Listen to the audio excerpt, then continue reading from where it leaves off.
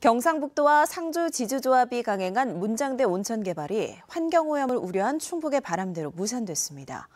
대구지방환경청이 절차상 하자를 이유로 환경영향평가서를 반려한 건데요.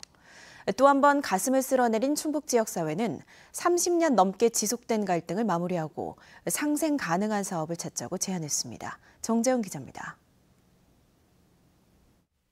주민의 환경이익이 더 중요하다는 취지의 대법원 판결이 두 차례나 났는데도 문장대 온천 개발이 또 추진된 건 지난해 나온 법제처의 유권 해석 때문입니다.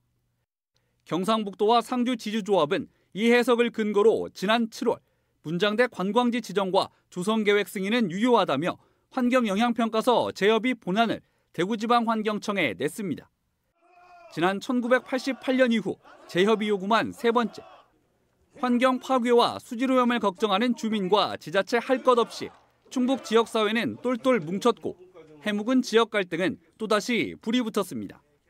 어리석고 우매한 망동의 분돈을 금치 못하며 우리는 우리의 생존권을 지키기 위해 한강유역 전 공동체와 함께 결사항전의 의지로 온천 개발을 반드시 막아낼 것이다. 그리고 운명의 두 달. 대구지방환경청은 주민 의견 수렴 절차에 하자가 있다며 환경영향평가서 반려를 결정했습니다. 반드시 해야 하는 괴산군 주민설명회를 하지 않았고 기존 평가서 초안에 공람 유효 기간이 지났는데도 의견 재수렴이 없었다고 설명했습니다.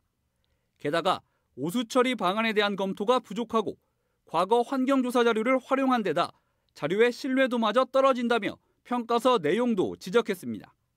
한마디로 동의 부동의로 사업의 타당성을 평가받을 자격조차 갖추지 못했다는 겁니다. 절차상 지금 평가를 온전히 제가 진행할 수 없는 단계라서 평가 협의가 안 나고 되돌려주는 형태인 겁니다. 강행을 하게 되면 평가 협의 받지 않고 사업을 진행하는 게 돼서 환경영향평가법에 따라서 별도의 처벌이 있습니다. 충북 지역사회는 당연한 결과라고 환영하면서도 더 이상의 지역 갈등을 막는 장치가 마련돼야 한다고 강조했습니다. 상하류간에 특히 대법원에서 사업이 취소가 된 경우 이걸 더 추진하지 못하도록 좀 여러 가지 공익적 차원에서의 그 제도적 장치들을 좀 할 필요가 있다. 충청북도와 괴산군도 내년부터는 한강 수계 수질오염 총량제 시행으로 사업 재추진이 어려울 것이라며 경상북도와 상주시를 향해 하류 지역과 상생할 수 있는 사업을 찾자고 제안했습니다. MBC 뉴스 정재영입니다.